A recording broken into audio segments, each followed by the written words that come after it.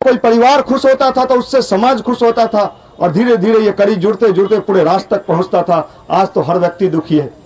कीजिएगा, अगर धन से व्यक्ति का जीवन वास्तव में सुखी होता तो सबसे पहले उसका जीवन सुखी होता। यही विश्वास में कमी पैदा होता है कि मात्र धन से व्यक्ति का जीवन सुखी नहीं हो सकता है। किसी भी समाज की उन्नति के लिए धन के साथ साथ जो चीज चाहिए वो विज्ञान कभी भारतवर्ष के पास था, और उसी विज्ञान का नाम भारत का अध्यात्म था। आज वो हमारे समाज से लुप्त होते हुए चला गया। आज हर व्यक्ति ये चाहता है कि हमारा विकास हो, हमारी उन्नति हो, हमारी तरक्की हो, और इसके लिए वो कुछ भी कर गुजरने को तैयार है। कार्यक्रम के दौरान मंडल के भाई लोगों को बड़े ही रोचक और मनोरंजक अंदाज में वास्तविक भारतीय आध्यात्मवाद से रूबरू करवा देते हैं। यहाँ मिशन द्वारा संचालित ज्ञान रथ की व्यवस्था होती है, जिसमें मंडल के स्वावलंबन इकाई द्वारा निर्मित आयुर्वेदिक औषधियां, पूजा एवं हवन सामग्री तथा शांति कुंज, हरिद्वार से प्रकाशित गुरुजी की पुस्तकें लोगों को प्रसाद के रूप में दी जाती है। प्रत्येक वर्ष दिसंबर माह के अंत में युवा मंडल की टीम शांति कुंज जाती है। इनमें से अधिकांशतः नए साधक होते हैं। इस यात्रा के फलस्वरूप जहां नए साधक एक नई आध्यात्मिक दुनिया से अवगत होते हैं, वहीं उन्हें मिशन की सारी गतिविधियों का सूक्ष्मता से अवलोकन करने का मौका मिलता है। शांति कुंज के दिव्य वातावरण में सभी युवाओं का वहां के वरिष्ठ परिजन नियमित रूप से मार्गदर्शन करते हैं।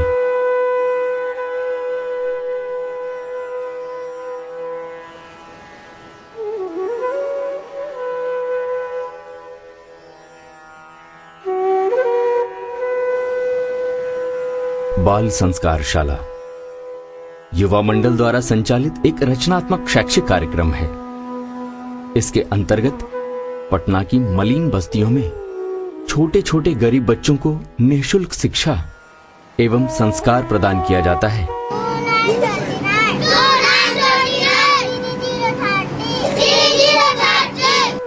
यहाँ आने वाले बच्चे प्रायः गरीब एवं सभ्य समाज से दूर होते हैं, जिन्हें युवा मंडल के भाई तराश कर समाज एवं राष्ट्र के लिए बहुपयोगी बना देते हैं।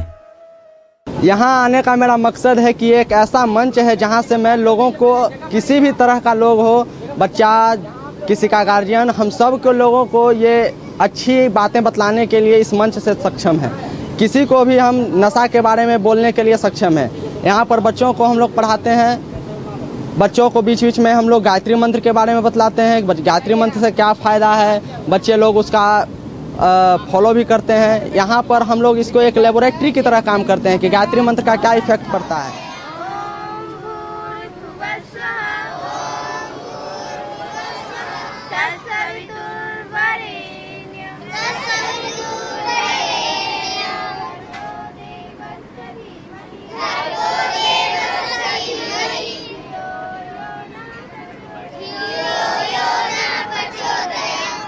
बाल संस्कारशाला का बच्चों एवं उनके अभिभावकों पर काफी सकारात्मक प्रभाव पड़ा है। पहले स्कूल जाता था तो मेरा बात मानता नहीं था, लेकिन अब यहाँ आता है तो खुद सुबह पहले उठाते तो उठता नहीं था, लेकिन अब सुबह उठता है तो अच्छा से अपना कर लेता है। मेरे बच्चे यहाँ पढ़ते हैं, जब से यहाँ पढ़ रही हैं तब से बहुत परिवर्तन है मेरे बच्चे में।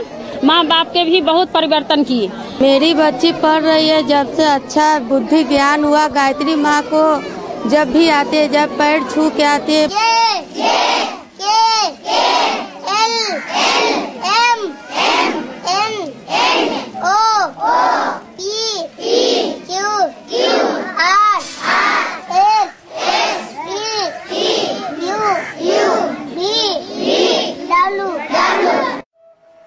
उचित शैक्षिक माहौल एवं पारिवारिक संस्कार के अभाव में वे बालपन से ही गंदी आदतों के शिकार हो जाते हैं। उन्हें गरीबी, कठिनाई, मद्यपान, नशापान इत्यादि बुराइयां विरासत में ही प्राप्त हो जाती हैं। अपने साथियों तथा परिवार के सदस्यों के साथ भी उनका व्यवहार संतोषजनक नहीं होता है तथा वे आपस में गंदे एवं भद्दे शब्दों का इस्तेमाल करते हैं, लेकिन संस्कारशाला में आने पर उनकी यह बुराइयां स्वतः ही खत्म होने लगती हैं। बाल संस्कारशाला के भाई उनके अभिभावकों को भी इन बुराइयों को छोड़ने को प्रेरित करते हैं।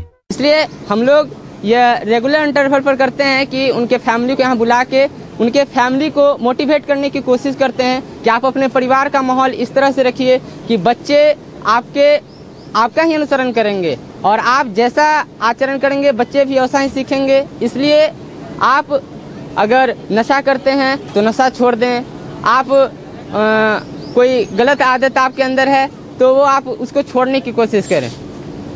गायत्री शक्तिपीठ में आयोजित होने वाले कार्यक्रमों यथा साप्ताहिक गोष्ठियों, दैनिक हवन इत्यादि में ये लोग भी भाग लेते हैं।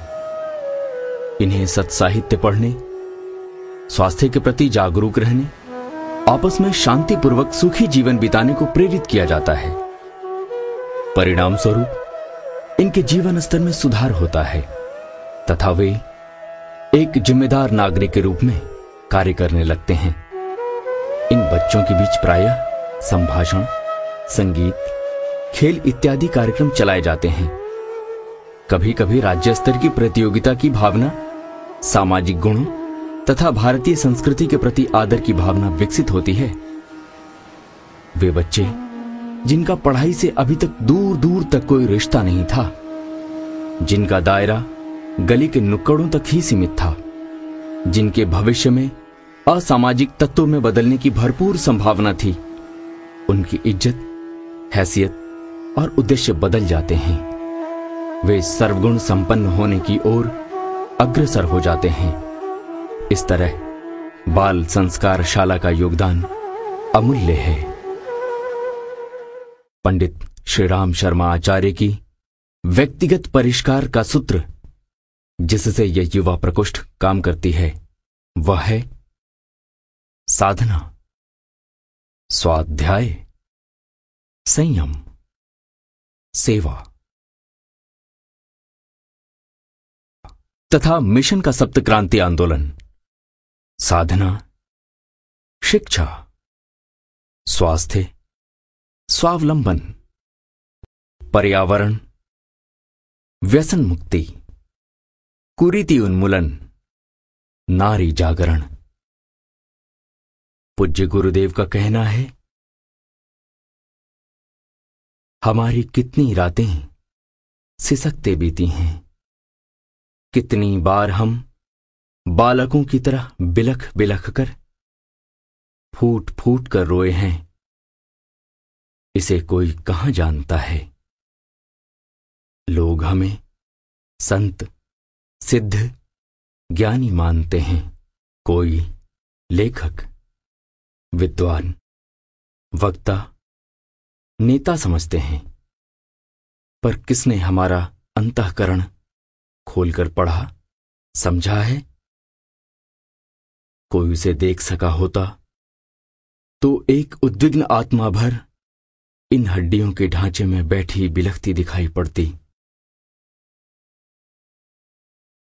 अपने अनन्य आत्मीय प्रज्ञा परिजनों में से प्रत्येक के नाम हमारी यही वसीयत और विरासत है कि हमारे जीवन से कुछ सीखें, कदमों की यथार्थता खोजें, सफलता जांचें और जिससे जितना बन पड़े अनुकरण का, अनुगमन का प्रयास करें।